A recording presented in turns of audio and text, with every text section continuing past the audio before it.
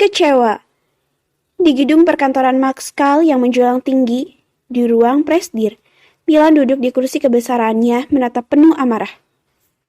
Saya, mengapa kau melakukan ini padaku? Apa tujuanmu?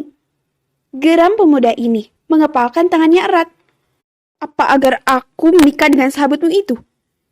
Tudingnya, amarahnya semakin naik. Setelah merangkai semuanya, ia menyimpulkan jika gadis berkacamata itu pasti terlibat dengan kebohongan yang dibuat oleh sahabatnya. Sementara di luar ruangan, Nara telah sampai di kantor Maxkal, akan menemui Milan sang presdir. Langkah cepat gadis berkacamata ini terhenti saat seorang perempuan cantik, bertubuh tinggi, berdiri dari tempat duduknya, melangkah untuk menghentikan Nara.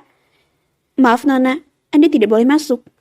Cegah perempuan bernama Siska yang merupakan sekretaris Milan, berdiri menghalang di hadapan Nara. Saya ingin bertemu dengan Pak Milan, ucap Nara. Suaranya terdengar serak karena tiada hentinya menangis. Apa Anda sudah membuat janji? Tanyanya. Bukan hal yang mudah untuk bertemu dengan seorang presdir. Semua harus melalui prosedur. Belum, tapi saya harus bertemu dengannya. Pinta Nara dengan wajah memelas. Maaf Nona, Anda tidak bisa bertemu dengan Pak Milan. Tolaknya dengan tegas. Ini sangat penting. Tolong beritahu dia jika saya ingin bertemu. Mohon Nara, kembali. Air mata itu menumpuk. Sebaiknya Anda pergi dari sini. Pak Presdir tidak punya waktu bertemu dengan Anda. Tolaknya dengan ketus menatap remeh, membuat Nara putus asa. Dia harus bergerak cepat untuk menyelamatkan nyawa adiknya, malah tertahan bersama perempuan ini. Tanpa kata lagi, Nara mencoba menerobos tubuh perempuan tinggi itu. Oh, sungguh, dia harus cepat bertemu dengan Milan. Hei, kau tidak boleh masuk! Cegah Siska menggeser tubuhnya lagi di hadapan Nara. Tolonglah, aku ingin bertemu dengannya. Aku adalah istrinya. Ungkap Nara. Dia sudah tidak punya cara lain selain mengakui dia adalah istri Milan. Istri? Dengus perempuan itu, melipat tangan di dada, tersenyum remeh menatap Nara dengan tatapan menilai dari atas hingga bawah. Gadis berkacamata dengan rambut terkepang dua yang acak-acakan serta jaket jeans yang membalut tubuhnya terlihat sangat kacau. Istri presdir, tentu saja dia tidak percaya. Jangan sembarangan bicara. Presdir kami tidak mungkin memiliki istri yang penampilannya kampungan seperti dirimu. Hardiknya sinis, tak mempercayai ucapan Nara. Nona, aku memang benar istrinya. Biarkan aku masuk. Mohon Nara, jangan mengaku. Sadar diri. Lihat penampilanmu. Norak, culun, gadis kampung. Kau menghayal terlalu tinggi. Serangnya dengan nada menghina dan merendahkan Nara. Dada Nara berdenyut perih mendengar penghinaan yang ditunjukkan padanya. Seburuk itukah dia? Hingga tak pantas mengakui dirinya sebagai istri Milan. Dia hanya ingin bertemu dengan Milan, tapi kenapa malah penghinaan yang ia dapatkan? Mencoba tak mempedulikan ucapan sekretaris Milan, Nara mendorong tubuh Siska hingga bergeser. Dia pun berhasil melangkah, namun dengan cepat Siska menarik pergelangan tangan Nara. Kau tidak boleh masuk. Tolong, biarkan aku masuk. Jerit Nara dengan air mata mulai berlinang, hingga terjadilah tarik-menarik. Ada apa ini? Suara bariton terdengar. Mereka pun terhenti saat Kai datang menghampiri. Nona Nara? Sapa Kai menatap Nara dengan alis berkerut dalam. Melihat Nara berada di kantor, terlebih penampilan perempuan itu acak-acakan. Nara mendekat ke arah Kai. Kak Kai, tolong, aku ingin bertemu dengan Kak Milan.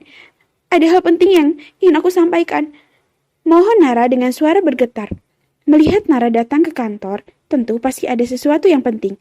Kai pun mengarahkan manik matanya pada Siska. Biarkan dia masuk. Titah Kai. Tapi Pak, setelah Siska tak terima. Terima kasih Kak. Nara langsung melangkah cepat, tak menghiraukan apapun lagi. Dia tidak boleh terlambat. Kau tahu siapa dia? Bentak Kai setelah menatap bayang Nara telah menghilang. Dia istri presdir. Tekan Kai. Jedar. Tubuh perempuan itu seketika bergetar takut, mengingat dia telah menghina Nara, istri bosnya itu sebagai perempuan kampung.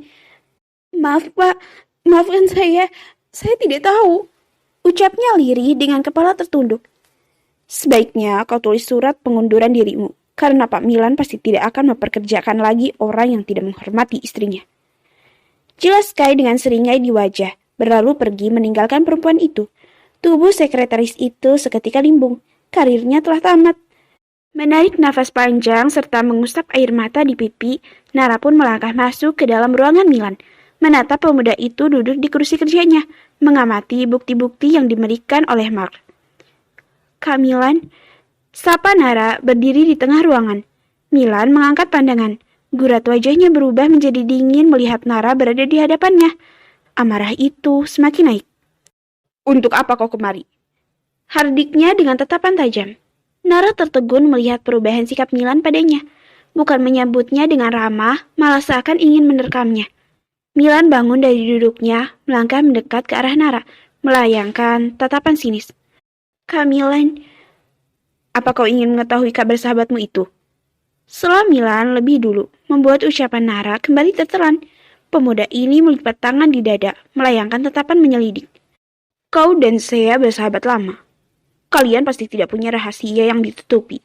Sebagai sahabat, kau akan selalu mendukungnya, kan? Tekan Milan dengan nada mengalun. Manik mata Nara menatap Milan lekat, tak mengerti dengan apa yang dimaksud dengan lelaki itu. Katakan, apa kau tahu jika saya yang membuat Zelin tidak datang di hari pernikahan? Hardik Milan dengan suara menggelegar, membuat Nara tersentak kaget. Deg, Nara mematung dengan jantung seakan ingin terjun bebas. Potongan ingatan Nara tentang ucapan Chelsea jika dia yang membatalkan pernikahan itu karena Zelin berkhianat terlintas. Oh tidak, Milan telah tahu rahasia yang disimpan Chelsea. Karena itulah pemuda ini sangat marah. Jawab! Bentak Milan. Kak Milan, ucap Nara lirih, seketika wajahnya berubah bias. Iya atau tidak? Bentak Milan penuh amarah, membuat tubuh Nara cicit. Milan benar-benar terlihat mengerikan saat marah. Iya kak, ucap Nara dengan kepala tertunduk, mengungkapkan kebenaran yang ia tahu. Ternyata benar dugaanku. Selama ini kau telah bekerja sama dengan sahabatmu itu. Dan kau pasti tahu juga kan, jika selama ini saya menyembunyikan Zelin di Paris. Tuding Milan. Nara yang tertunduk beralih menatap Milan lalu menggeleng pelan akan tuduhan itu. Bekerja sama dengan Chelsea menyembunyikan Zelin? Sungguh, itu tidak benar. Nara juga baru tahu setelah pernikahan itu terlaksana. Dan ia juga tidak tahu, ternyata selama ini Chelsea lah yang menyembunyikan Zelin. Tidak seperti itu, Kak. Lalu apa? Sembur Milan tak memberi Nara kesempatan untuk bicara. Kau menggunakan cara licik agar bisa menikah denganku. Memanfaatkan sahabatmu itu untuk menjadi bagian keluarga Kalingga. Tuding Milan. Cara licik. Air mata Nara telah menggenang di pelupuk mata. Tuduhan itu sangat menyakitkan hatinya. Sumpah demi apapun, dia tidak pernah berpikir seperti itu. Tidak, Kak. Ucapnya dengan mata berkaca-kaca. Aku kira kau perempuan yang polos. Ternyata itu hanya kedok untuk mendapatkan simpatiku. Kau tidak lebih dari perempuan penipu. Murka Milan. Air mata Nara sudah tak bisa terbendung lagi. Bulir kristal itu telah jatuh deras membasahi pipinya. Namun dia harus mengesampingkan masalah itu dan harus fokus pada adiknya.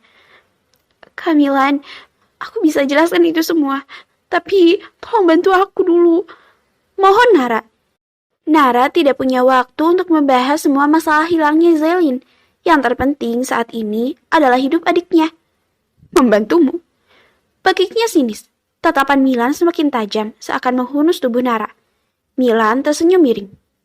Karena kedokmu telah terbongkar, akhirnya kau meminta sesuatu padaku. Harta, uang, kekuasaan, itu yang kau inginkan. Geram Milan semakin menyudutkan Nara. Tubuh Nara bergetar hebat, semakin terisak. Sungguh hancur perasaannya akan tuduhan Milan. Ia merasa sehina-hinanya kehilangan harga diri. Namun dia harus menyampingkan jika hidup adiknya lebih penting. Dia direndahkan demi hidup adiknya. Kamilan, aku butuh biaya untuk Nana, adikku. Suara itu semakin parau. Tenggelam dalam isakan, memikirkan keadaan adiknya.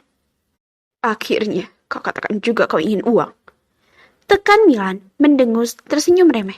Nara tertunduk dalam tangis, seakan dia tidak telah kehilangan muka di hadapan Milan. Kamilan, Nana. Suara Nara tertahan saat seorang lelaki masuk melangkah mendekat. Pak, semua telah siap. Penerbangan ke Paris siap berangkat. Ucapnya memberi laporan. Paris? Nara tertegun. Milan akan pergi ke Paris. Berarti dia akan menemui Zelin, mantannya itu. Hati Nara seakan disayat mendengarnya. Dadanya terasa terembas kuat. Bagus. Ayo kita pergi sekarang. Seru Milan. Nara lalu mencekal pergelangan tangan Milan. Kak Milan, jangan pergi. Tolong bantu aku. Adikku. Rintih Nara dengan suara terendah, memohon di hadapan Milan. Aku tidak punya waktu untuk meladenimu. Milan menepis kasar tangan Nara, setelah berbalik meninggalkan gadis berkacamata itu. Sejenak, Nara tertegun menatap tangan yang ditepis Milan. Pemuda itu mengabaikannya. Kak Milan. Panggil Nara terdengar lirih. Namun sedikit pun Milan tidak berbalik hingga hilang di balik pintu. Tangis Nara pecah, meluapkan seluruh perasaannya. Aku tidak sejahat itu. Semakin terisak, tuduhan Milan membuat hatinya terasa diiris sembilu. Sangat sakit. Mengapa jadi begini? Raung Nara, tubuhnya seketika merosot lemas di lantai, seakan dia sudah tidak punya kekuatan menghadapi masalah yang bertubi-tubi menimpanya. Nana, apa yang harus kakak lakukan? Bertahanlah, jangan tinggalkan kakak. Rintih Nara, cairan bening itu terus turun tiada henti, membuat dadanya terasa semakin sesak. Adiknya sedang sekarat, bertaruh antara hidup dan mati. Dia datang ke kantor Milan untuk menggantungkan nasib adiknya pada lelaki itu. Namun Milan yang ia harapkan hanya memberinya kekecewaan, tega menuduhnya, bahkan melemparkan penghinaan yang menyakitkan hati hingga membuat harga dirinya terluka dan merasa sangat rendah. Oh, sungguh malang nasib yang harus dia terima.